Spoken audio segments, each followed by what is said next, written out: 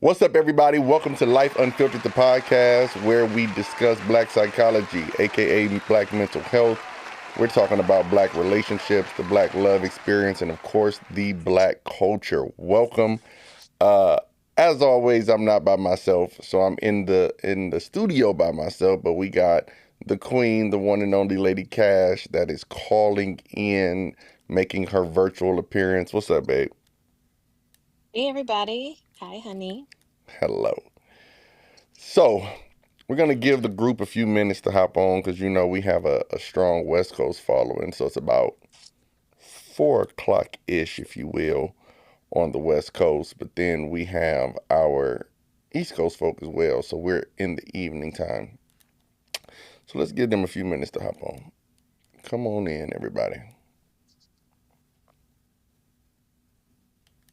Come on in.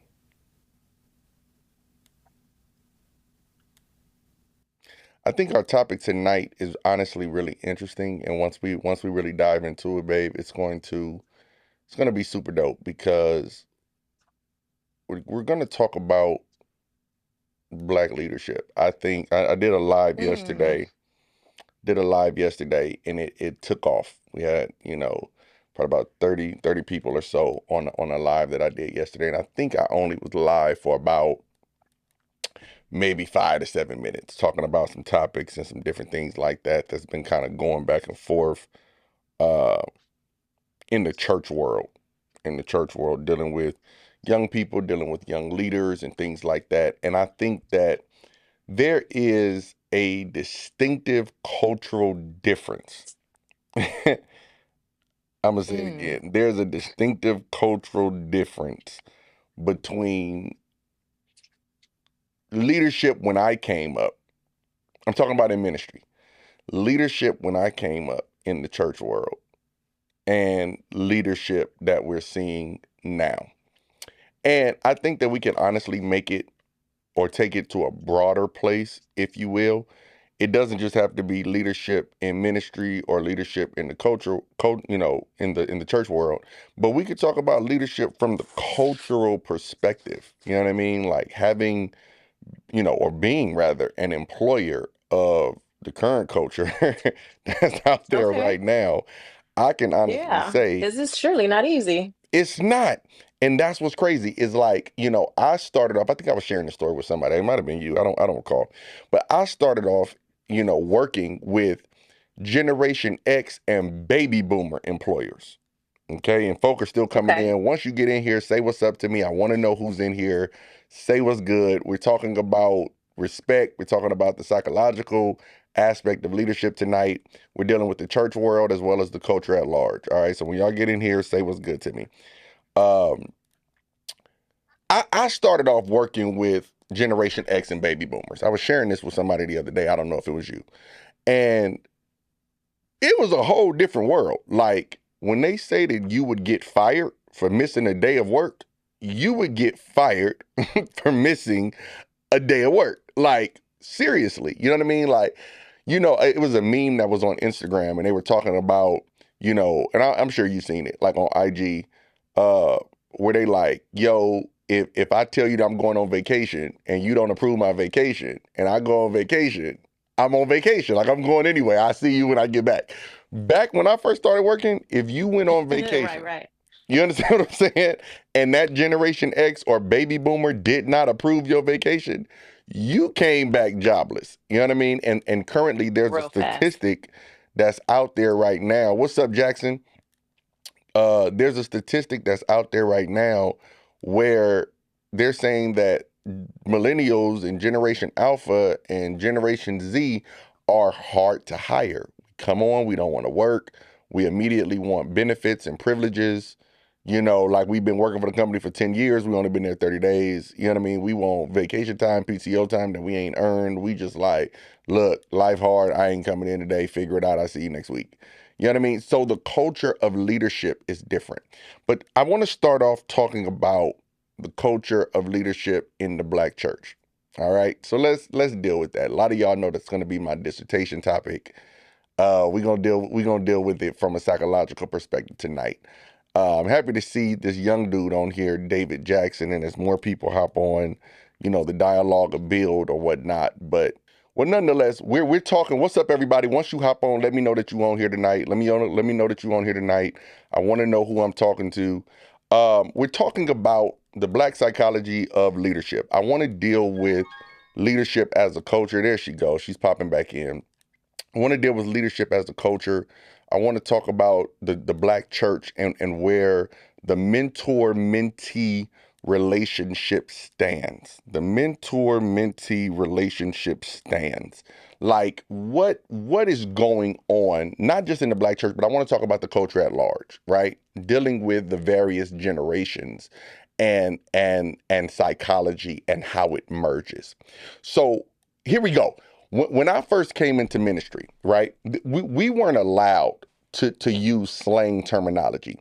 And when I'm talking about slang terminology, I'm talking about we couldn't walk up to leaders and call them Rev, Bro, Doc, Sis, uh, all of those terms that we really use, you know what I mean, like in the church world today. You know what I'm saying? Like we weren't able to really pop on. And again, once you hop on here, let me know that you on. Let me know that let me know that you're here. Say what's up to me so I know that you on here. But we weren't able to use those terms. Like I was not able, my frat, what's up, man? I was not able to walk up to preachers and Sands help me out if I'm wrong. I was not able to walk up to preachers back in the day and just be like, Doc, what's up? And they were, my senior. You know what I mean? You can make it a little bigger so I can see the comments. There we go. What's up, Veda? We weren't allowed to walk up to a lot of these preachers back in the day, you know what I'm saying? As young preachers, we weren't allowed to walk up to them and just be like, yo, what's up, Doc? Apostle Green, what's up, man? What's up, man? Hey, I told you I was coming back. I knew I was coming in the studio tonight. So I got stuff to say, Green. Let's work. Okay, look. So for those of you that are just now joining us, first things first is I want you to click share. I want you to click share. I want you to click share. Um so when I was younger, we weren't allowed we're talking about the psychology of leadership. Okay. So for those of you that are just hopping on, that's our subject tonight. Psychology of leadership. I want to talk about the mentor versus the mentee. Okay. I want to talk about the slang terminologies, Rev, Bro, Sis, Doc, and all of the rest of them. Okay. So that's our subject tonight. We're dealing with the psychology of leadership, mentor versus mentee, Rev, Bro, Doc, Sis, and the rest. All right. And what I really want to talk about is when I was younger, in ministry, we weren't allowed to use these slang terminologies. We couldn't walk up to, seniors back then, air quotes, seniors in ministry, you know, at anywhere between, I started preaching at 13. So anywhere between 13 and probably about 25, we weren't allowed to just walk up to folk and be like, bro, what's up? And they were apostles, they were bishops, proven overseers, pastors, they had some weight under their belt. We weren't allowed to do it. We weren't allowed to just walk up and just be like, Doc, what's up? What is a doc? They were either bishop this, pastor this, overseer that. We even had to get so descriptive to the point where if they were older psalmists, older singers, and they were called to do the solo, we would come in and we would have to address them as psalmist, and then their first name if they let you call them that, or psalmist and then their last name, or sister or brother this, or whatever the situation is. Now I'm noticing that there is a distinctive dishonor that comes from the mentor mentee relationship. Y'all stop me when I start talking crazy. There's an extreme dishonor that comes from the mentor mentee relationship. And I think that it has a lot to do with the reason why we're not seeing much of an elevation coming from younger leaders within the body of Christ the way that we used to. And Apostle Green, you remember, man, like we used to be out there running revivals and going from church to church, city to city. People would welcome us with open arms. Now you're seeing more of a decline, if you will. There's a few hot dudes, hot females that are out there, but you're seeing more of like a decline. And I'm wondering, is it because of the respect factor? Y'all talk back to me. Talk back to me. What's going on? Is it because of the respect factor? Is it because of the respect factor? What's up? Overseer Wilkins is on, man. Overseer Wilkins is on tonight. What's up, Overseer? Holla at me. He said, nope, absolutely not, and I still don't. Yes, exactly. You know, like Wilkins, I couldn't imagine. I don't know if you remember, but I'm getting ready to age you a little bit. I'm about to age you some, Doc. Look, I don't know if you remember sitting in that Denny's in Carson. We're talking about, this has to be maybe circa 2010, circa 2009, and I'm like 17, and and I'm out, and I had just, it was a Friday night, Wilkins, and I had just got done in revival, man, and me and my team, we went over to that Denny's in Carson where you also happened to be. It was you, it was Pastor Oliver, it was Elton Johnson. It was, what's up, Markeith? It was you, Pastor Oliver, Elton Johnson, and there was a fourth.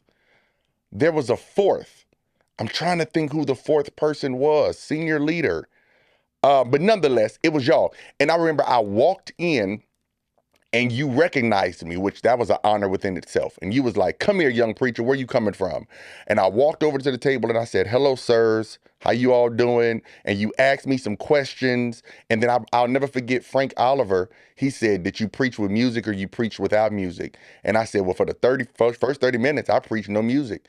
I said, and then the music came in and y'all kind of grilled me. Y'all gave me that old school grilling where y'all were just picking my brain, you know? And after a while, it was like y'all released me and let me go back to my table. Y'all shook my hand, you know, it was some hugs that went on. And from that moment forward, everything was well. But I told that story to say, now we're talking about 2009. So we're talking about 16 years ago. You getting older, I'm not. We're talking about 16 years ago where you were literally somewhere in the ballpark of my age now. I still didn't walk up to you, Wilkins, and say, Docs, what's up? Revs, what's good? Like, what? That's crazy. That's crazy. That's crazy. I want to reach y'all a psychological fact. I want to reach y'all a psychological fact. Look at this. This is psychology. It says, psychology says, when disrespect comes into the mentor-mentee relationship, it erodes psychological safety, which in turn reduces learning, engagement, and long-term leadership outcomes. I'm going to say it again. When disrespect enters the mentor-mentee relationship, it erodes learning, meaning it gets rid of it. It gets rid of learning, which reduces engagement and long-term leadership, and it voids psychological safety. So that means when we as leaders become common with our mentees, wow, we do them a psychological disservice. How many people have addressed you as Doc? How many people have addressed you as Rev? But they want something from you. And I think that, and y'all correct me if I'm wrong, and we can bring some folk on the show if y'all want. Just comment and say, Doc, I got something to say. Don't come on here talking crazy though. But listen to me. I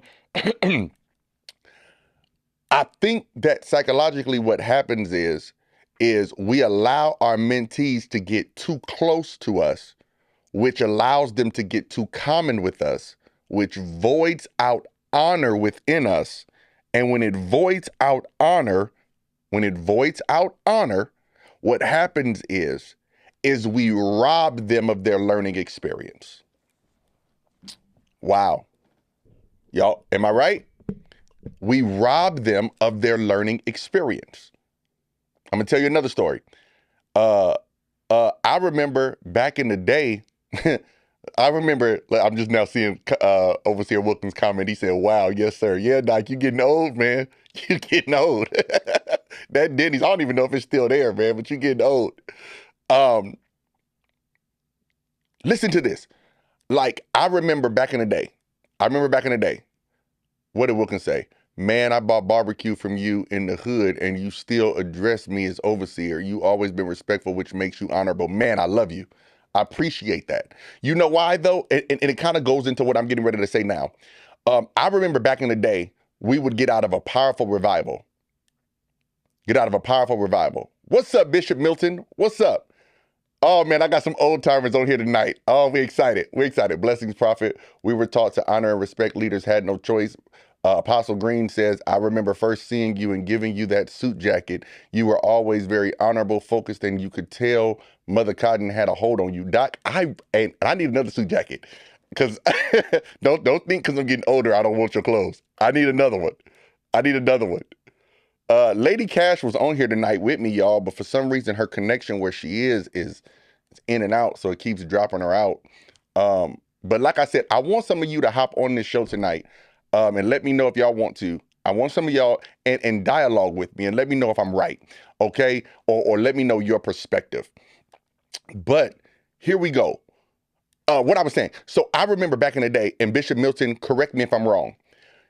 Y'all would be in service. Y'all would be in service, and the service would be over. And back in the day, the older preachers, Overseer Wilkins, Bishop Milton, all of y'all that are on here now, Apostle Green, y'all would be sitting around and y'all would be talking to each other. Whether it was in the pulpit, whether it was on the first row, it would just be collectively, all the preachers that came would all be sitting down and y'all would all be talking and just vibing and just having, conversation. And us young preachers, we literally wanted that relationship, right? But we were not in a place of proven leadership. Notice that word. We had not been proven yet. So we were not welcomed in those after service circles. So what we would do is we would walk up, we would greet the preachers, hey bishop, hey apostle, hey prophet, so and so, so, and then we would go outside. We didn't have to be dismissed. We would immediately just walk out. We would just because we knew for a fact, right? We knew for a fact that it was considered disrespectful to attempt to sit amongst these proven leaders. These are people who have track records of miracles, track records of deliverance, track records of revivals, track records of things that they have built, track records of establishmentarian style ministries. So we didn't have to be dismissed. We just walked off. It bothers me today when I'm looking at a lot of these younger leaders who have no proven ministries, ain't built nothing. I hope some of them hop on here tonight because I got something for you. Okay? Ain't built nothing. No education, no nothing. And yet they approach these proven leaders like that's my bro. No, that's not your bro. That's not your bro. Bishop Milton is on here right now. Bishop Milton probably remembers me when I was born. When I was born, Bishop Milton ran revival for me, I think for the first time ever in life back in 2011 when I hosted my first conference. It was an honor. Apostle Neil, it was an honor. Apostle Solomon, it was an honor. Bishop Ernest Johnson, it was an honor. Apostle John Brown, it's an honor. But I still would not walk up to Bishop Milton and say, that's my bro. Now, if he addresses me as bro, that's a wonderful thing. But I would not address him that way. And I'm closer to 40 than I am 20. Too common. That's right.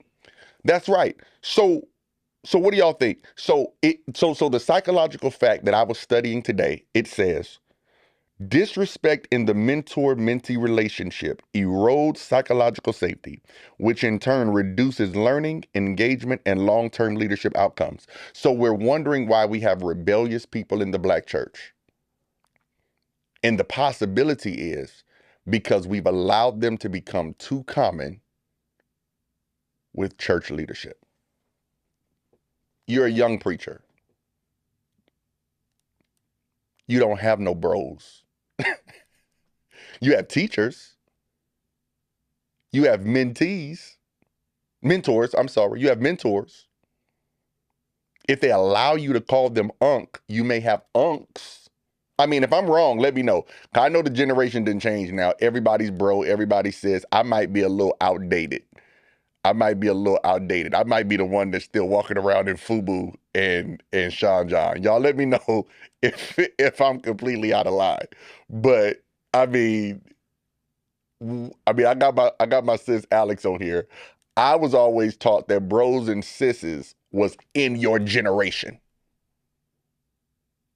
In your generation.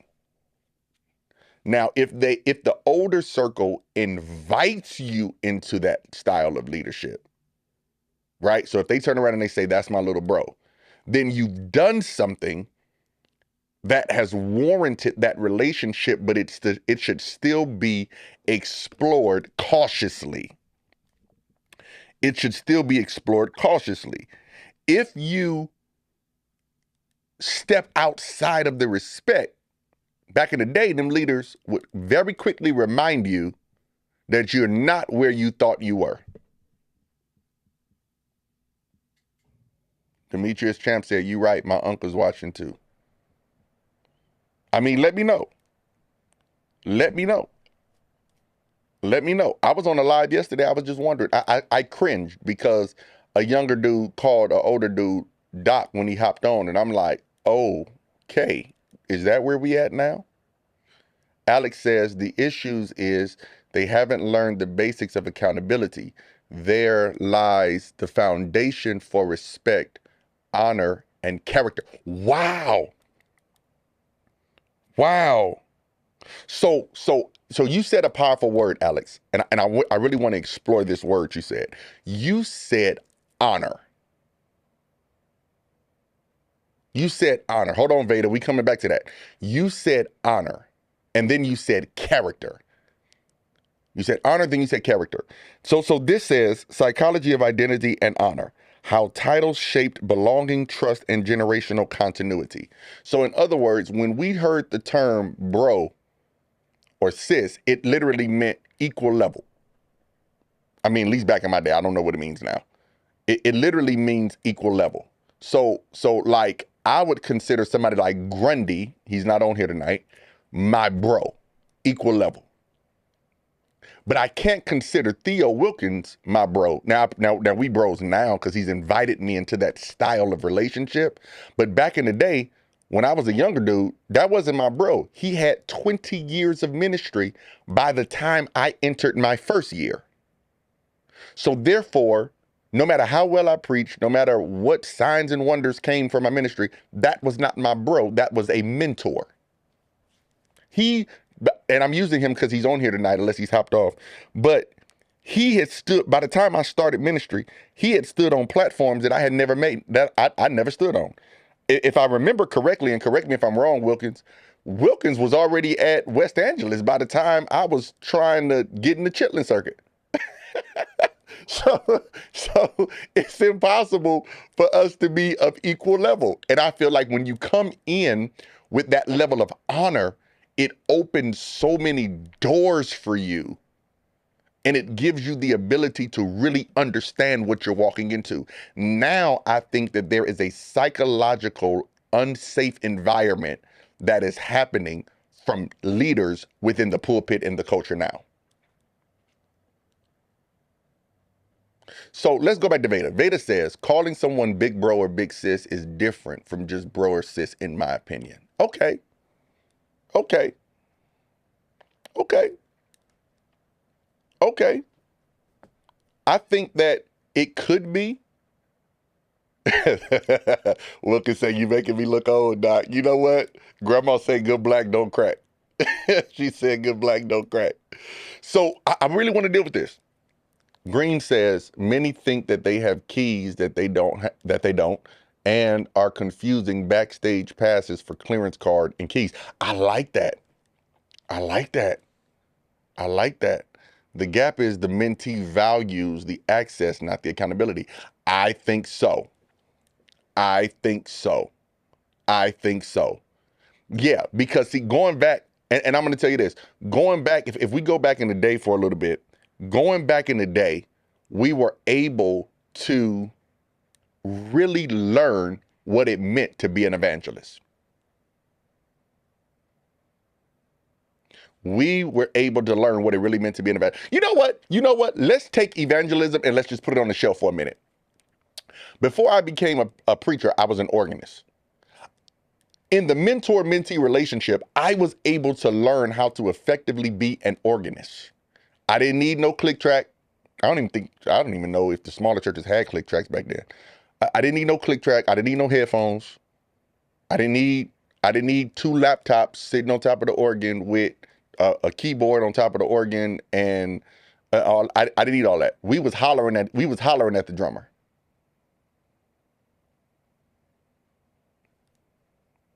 Okay, like, hey, we gonna break right here. Like we was literally yelling across the platform so that we can all be on the same accord.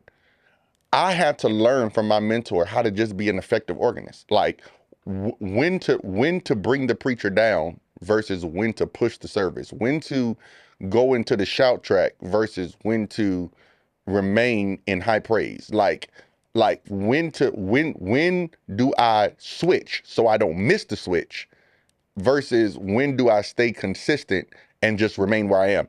I had to learn that, right? And in order to learn that, no matter if my fingers were faster than the other person, I still had to pay respect and homage to where I was. And I think that too many times we have given access. I think Alex said that earlier. We've given access to too much too soon. Pastor Xavier Thompson and Bishop Johnny Withers is only 1 to 2 years older than me, and I still don't call them bro. Dude, even when I had the stardom and fame from movies, etc., I had still knew better in the church. Humble is the way. I knew not to be full of myself. Many are high off their own audience and personality. Social media has given a voice to the bastard. Oh, they gonna tear me up on that one. They gonna tear me up on that one. Social media has given a voice to the bastard. And I'm gonna keep it 100 with y'all because y'all know I'm crazy and I say what I want to say now, with respect. Them bastards, they don't want to hop on this live tonight because they didn't read the title and they like, I ain't dealing with Kelly tonight. Because it's hard to deal with me when you have to combat the accomplishments that I've already made. Like back in the day, you couldn't even preach unless you had a certain level of education. Real education. Not honorable. Or what do they call that stuff? Um, what's the name of them little degrees? Not honorable degrees. What they call them things? Honorary. Honorary degrees. No, you had to have real degrees.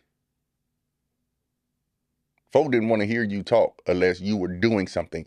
Like Green, correct me if I'm wrong.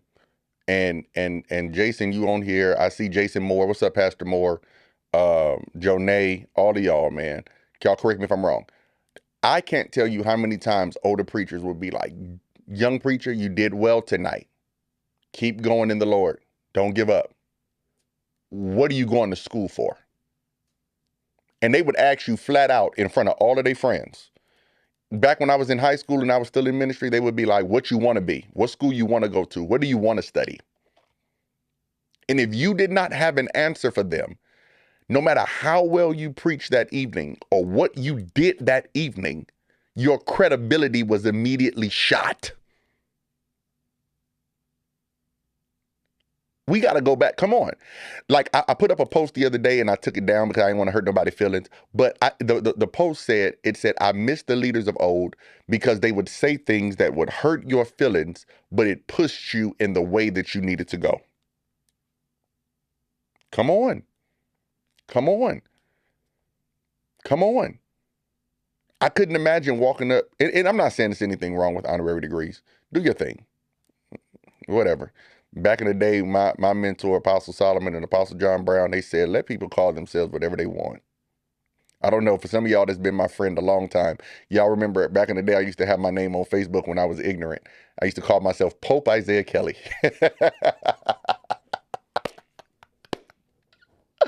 Yo, I was so stupid. I was a dumb young preacher. I used to call myself Pope Isaiah Kelly. And then at one point, I revised myself and I put on there Pope Isaiah Kelly II. Everybody thought my dad name was Isaiah. Just stupid. I was dumb. You let people call themselves whatever they want to. If you want to call yourself doctor and you've never wrote a dissertation, call yourself doctor, man. I'm not going to call you doctor, but you can be a doctor if you want. You can be a doctor if you want, man. Jason, you remember that, Doc? I called myself Pope. I had the church in an uproar. Everybody was in my DM. It was like, take this Pope name off your title. And I was like, no. If they can be bishops, I could be the Pope. And I was just ignorant, man.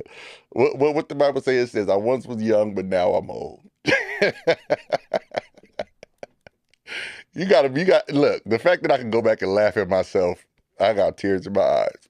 I was just stupid. I would say some of the, I kept up so much controversy, it was crazy. I used to argue about women bishops. I was just stupid. Like back in the day, I would be like, can't no woman be no bishop. And I would just put it on Facebook, and boy, them senior leaders would rip me up. But I was anointed, but they would rip me up. Wilkins said I couldn't even hoop at most senior pastors' churches when I was in my teens. Doc, do you know what was so offensive? Is the organist would get off the organ and go outside. You had to have an anointing with no music. Y'all are acting crazy. Alex, you know I had to cut up just a little bit. Y'all are acting crazy. Jason said I was looking like, what? Back in the day, younger preachers couldn't even preach with music. First thing, two things. Younger preachers couldn't preach behind the pulpit. They would bring out the podium. Every church had a podium in the back. And they would bring out the podium and they would sit it on the floor. And you had to preach from the floor. That was the first thing. Then the second thing is the musicians would leave. You had to prove that you were anointed. You know what I mean? Like now, I see people who've been preaching 1 year and they're inboxing organists like, hey, can you meet me at this service? Huh? What? Are you crazy? Huh? I remember, I'm gonna teach you about respect. I'm gonna teach you about respect. Ooh, I was hoping some of them young leaders would get on here tonight. I'm gonna teach you about respect. This is circa 2011. I'm hosting my first conference. I am 18 years old, hosting my first conference. And at this conference, I don't know if Bishop Milton is still on here. He was at that conference. I'm hosting my first conference, and I brought all of my mentors. Bishop Milton was there. Apostle Neil, God rest his soul, was there. Prophet Booker, God rest his soul, was there. And Apostle John Brown was there. And we had it up in Lancaster. And I remember I wanted Apostle Neil to come bad, man. I'm like, he was living in Delaware at the time. And I'm like, Apostle, I need you here. What I got to do to get you here? Yada, yada, yada, yada, yada. He says to me, I'm going to be there the week of whatever month the conference was in. He said, I'll come for you, but reschedule your conference to be that week if it works with everybody else's calendar. And then I remember it was so crazy that Apostle Neil got on the phone with Prophet Booker, who lived in San Diego at the time. And they started talking back and forth. Like, are you free on this day? We got to go to Kelly, blah, blah, blah, blah, blah. And they worked it out to the point where 1 week, both of them were going to be in town. And they were like, Kelly, can you do your conference this week? Clear it with the church. And I cleared it with the church. And we ended up having a conference that week. Right? Because they knew that as a new minister, I ain't had a budget. I couldn't fly nobody. I barely had hotel room money. I for sure couldn't feed them at the status that they were accustomed to eating. And back then it was, just regular food, regular Chili's or whatever. But, to an 18-year-old, a $200 bill is a lot of money, right? Oh, Wilkins, don't make me cry. Don't do that. And so they were like, we'll come and we'll endorse and push your ministry. but do it when we're already in town. That meant a whole lot to me. And it showed my level of humility now that I could look back and see. It showed my level of humility to say, all right, I realize that you all are the seniors and I'm the junior. So we gonna make it work. I didn't get offended when the preacher started talking to themselves behind my back and saying, well, not behind my back, but off outside of a public meeting forum to say, hey Kelly, we gonna work this out so that way we can be there for you. I didn't say, I got to be involved in this. This is my vision. No, I shut my mouth and I said, okay, y'all, well, let me know what date works best for y'all. Nowadays, you got young leaders hosting conferences and they not even using their mentors or the local voices within the city to endorse their ministry. Now they trying to fly. Oh God, y'all about to get on my nerve. Now they're trying to fly the bishop from Florida, Atlanta, DC into their services, huh?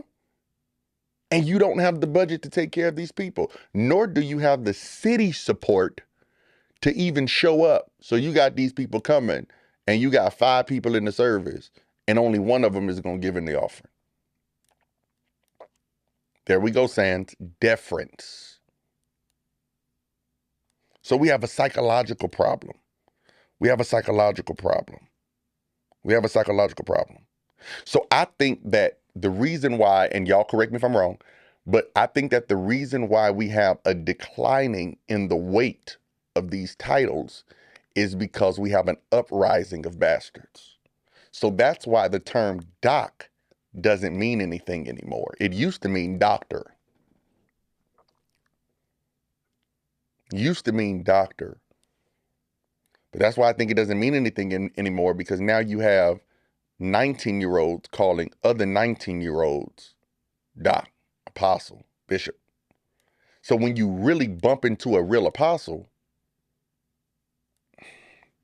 you don't have any reverence psychologically or any respect, because your brain says, this is just Theo Wilkins. This is just Jason Green. This is just Michael Sands. Because I bumped into a 20-year-old apostle the other day. They the same. Your anointing ain't no greater than his. We got PG on here tonight. What's up, big bro? People don't know the difference between conferences and revivals. Doc, you talking good. So we're talking about the psychology of leadership, and we're dealing with the term rev, bro, doc, sis, and all the rest of them. And we're talking about psychologically. There was a statement that I made earlier, and it says, the statement was, let me find it. The statement was, disrespect in a mentor-mentee relationship erodes psychological safety, which in turn reduces learning, engagement, and long-term leadership outcomes. So we're talking about the reason why we don't see a rise in leadership is because there's been continuous disrespect in the mentor-mentee relationship. In other words, the mentee doesn't look at themselves as the mentee anymore. They actually look at themselves as the mentor. And then also what I began to notice was that the mentor sometimes goes through mental battles because they feel as if they are responsible for the rebellion of the mentee. So you spend so much time trying to protect their feelings that you're ruining their progression. Y'all hear what I just said? We spend so much time trying to protect their feelings that we're ruining their progressivity. Yes, the Lord has called them to ministry, but he called them to college first. Stop babying them and tell them that they're unlearned and uneducated. If the basis of their message is praise, it's not enough. I remember Apostle E.D. Solomon, God rest his soul, he said to me, he said, "You're a preacher?" I said, "Yes." He said, "All right." He said, "What are the 3 ordinances of the church?" What are the three ordinances of the church? What are the three ordinances of the church? I didn't know. He said, I want you to go look it up. And they taught me back in the day how to properly defend the faith without the mic being in my hand. PG, you said something, I think it was 2 days ago, or maybe 3 days ago now, man, and it touched me. You were talking about a microphone, and you said the best thing that I could do is put on a headset comparable to a handheld because it increased my teaching. And that thing blessed me, man, because it was like you got rid of it. And there's nothing wrong with a handheld. I prefer a handheld, but it's like you got rid of the fanatics, and now you're in a place where the people are looking for what do you really have to say, and you're able to adequately feed them without this. And Apostle Solomon, he said, what are the three ordinances of the church? In other words, they taught me how to properly defend the faith when there was no B3 organ behind me, and when the people could not, um, when excitement could not overly excite the people. And I asked some of these young preachers that same question today. What are the three ordinances of the church? You're preaching. You should know the basis of the church and what we believe. Defend the faith. What do we believe? Challenge them psychologically. I ask young preachers when they talk to me, what school you go to? What you want to be? What do you want to study? I challenge them psychologically. And not just young. And when I say young preachers, I ain't talking about just teenagers. I'm talking about it could be younger in wisdom. What are you doing? So now the mentee.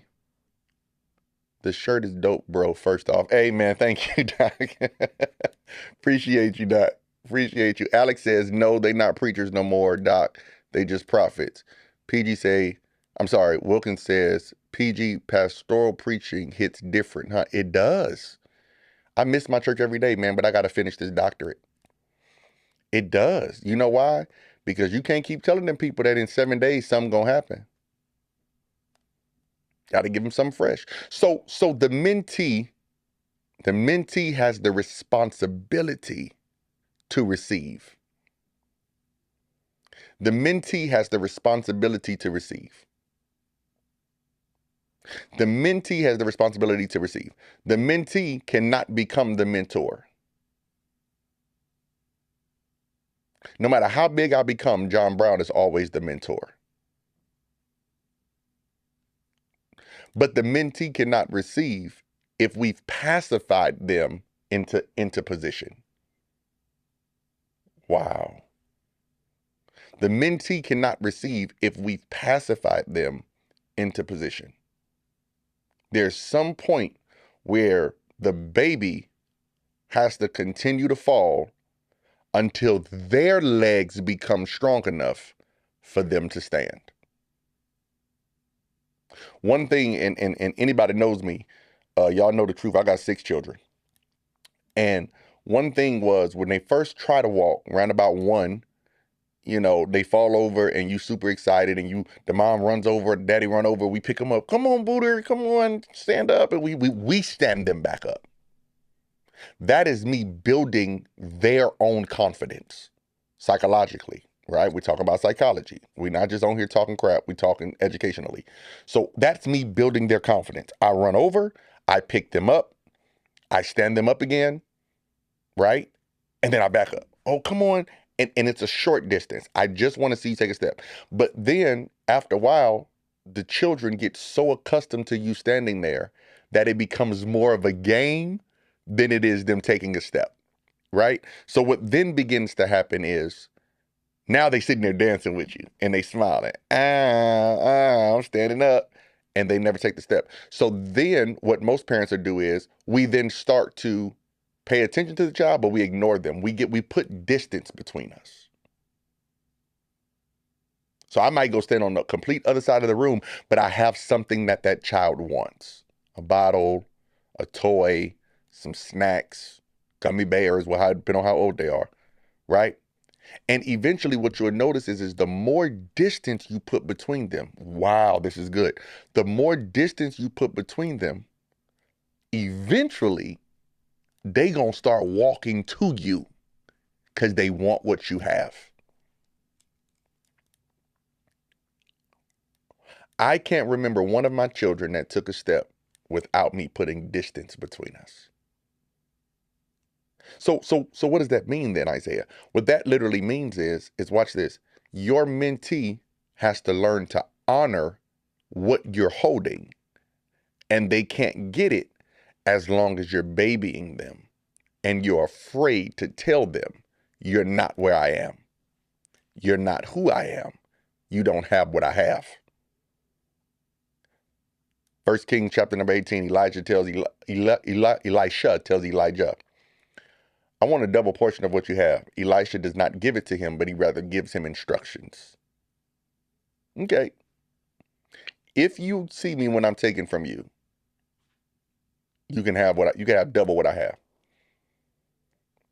But you have to follow the instructions. Where y'all at? I'm almost done. I'm almost finished. I got about 10 minutes. I'm out of here. I ain't even go to my commercial. You gotta listen and take heed to the instructions. But then you can have what I have. And then when I realized that I was a real preacher, Wilkins, or PG, depending on who's still on here, Green, you know when I realized that I was a real preacher, is when I realized that even after Elisha followed the instructions, the mantle or the cloak still fell to the ground, which means that Elisha had to take another step and be smart enough to pick it up. We're dealing with a group of people who don't even have the wisdom to be in the right position to pick up the mantle when it's their time. What does that say about their psychology? I'm almost done. So the mentee has the role to receive. Mentee has the role to receive. Now,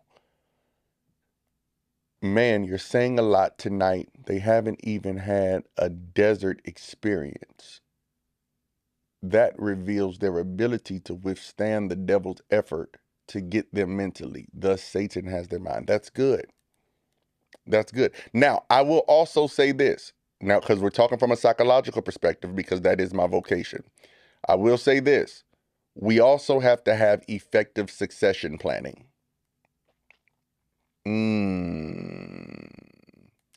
You cannot expect your mentee to stand around aimlessly based off of your directionality. Let's say that again. You cannot expect your mentee to stand around aimlessly solely based on your directionality. This is a different day. This is a different day. So back in the day, you served without any intention of promotion. You served without any intention of promotion. Okay? I love you, sis. I see you, Sister Nikki. I love you. Send my love to Mom Davis. Back in the day, you served without any intention of elevation or anything. But now there are too many resources that are available that suggests what should come next. Right? So you don't give them the whole picture, but you have to let your mentee know that a graduation is coming. This is why it provides psychological safety. If I know that you have a plan for me, then I don't become invisible. And if I become invisible, psychology says that I'll start to act out. I hope y'all catching this. Okay, I'm talking psychology. I hope y'all catching it in the spirit. Now, psychology says that if a child feels invisible, that they'll start acting out. What behaviors will you start to see? Behaviors of deviance. They'll start cutting themselves. They may engage in alcoholism. They may engage in other narcotics. They may engage in symptoms of anger. There's so many studies that show the declination of children when they feel ignored by their parent. So if we take that and we put that in spiritual context, right? If my mentor, if I feel that there is no plan of succession here, right? I might not take over everything, but you have to train me into what's for me. What becomes my portion? Let's go scripture. Okay? And I got about 7 minutes. Let's go scripture.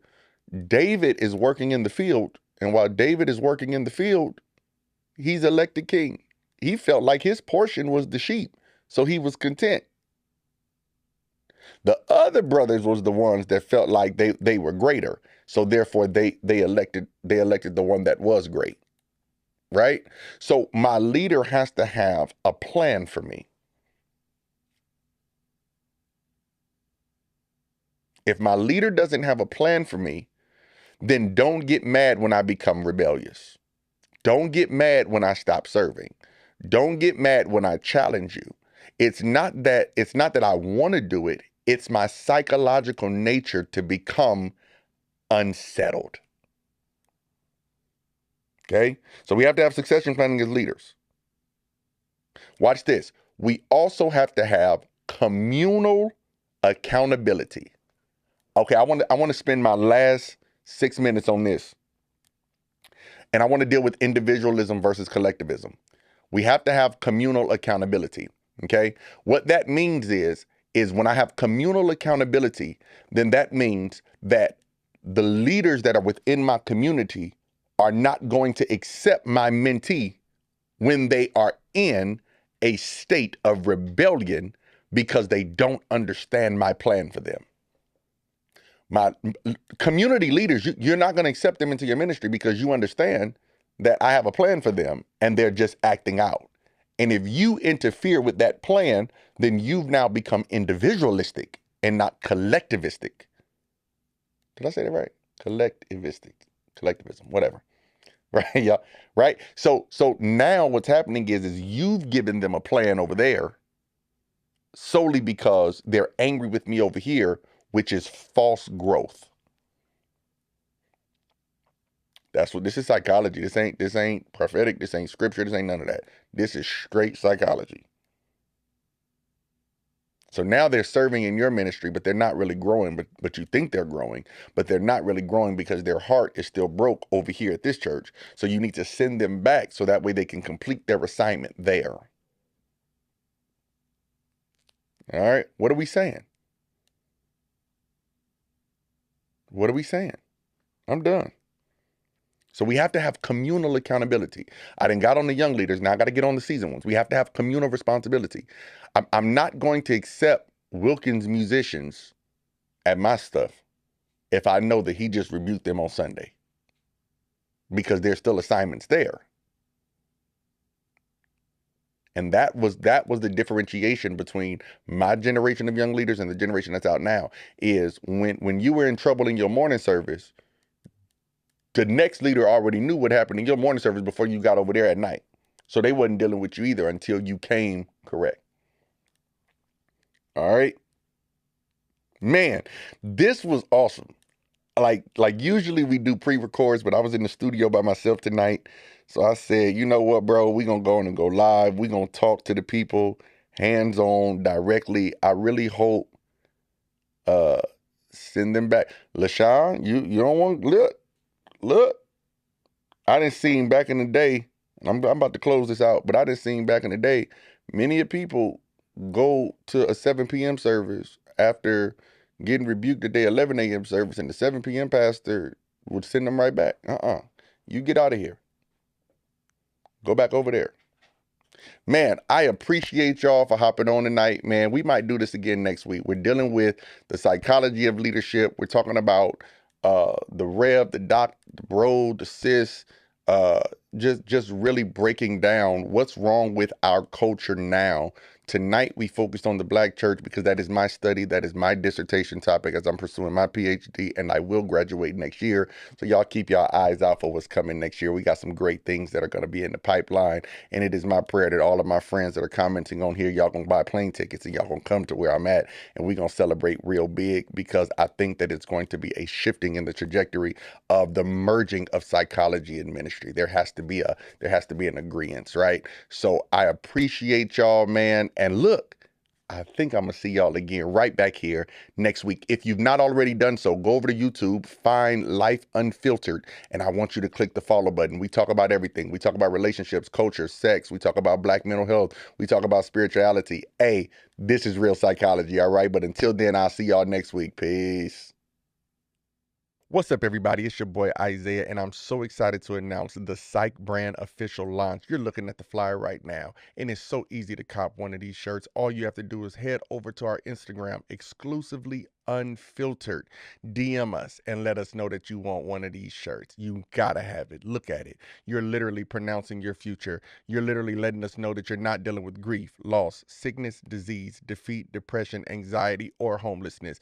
Death and generational curses are over. You got to proclaim your future with one of these shirts. We got them in all sizes. Y'all hit us up on exclusively Unfiltered on IG. Peace.